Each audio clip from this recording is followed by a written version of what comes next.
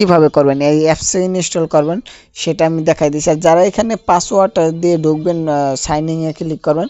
Signing এ click করার পরে কিন্তু একটা সেভ অপশন আসবে, আপনারা সেভে ক্লিক করে দেবেন, তাহলে কিন্তু আপনাদের বারে বারে পাসওয়ার্ড দিয়ে ঢুকতে হবে না। এখানে একটা সেভ যে সেভ আছে, সেভে ক্লিক করে দেবো, তাহলে আপনাদের জিমেলে কিন্তু সেভ হয়ে যাবে, আর বারে বারে পাসওয়ার্ড দিতে হবে না। আর ওইখানে ক্লিক করলে পাসওয়ার্ড এসে পড়বে, আপনি ক্লিক করবেন তাহলে হয়ে যাবে, ঠিক আছে।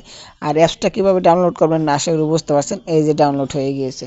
তো এই যে হোয়াটসঅ্যাপ অ্যাপসটা ডাউনলোড হয়ে গেছে, মানে কাটলেডার অ্যাপস, এই যে একটা কাটলেডার অ্যাপস দুইবার করছি, কারণ আমি আপনাদেরকে ভিডিও করে বুঝাইছি। এই যে একবার, তিনবার করছি, মানে আপনাদেরকে এক একজনকে এক একবার করে ভিডিও করে বুঝাইছি এই কারণে, ঠিক আছে। আশা করি আপনারা সবাই বুঝতে পারছেন।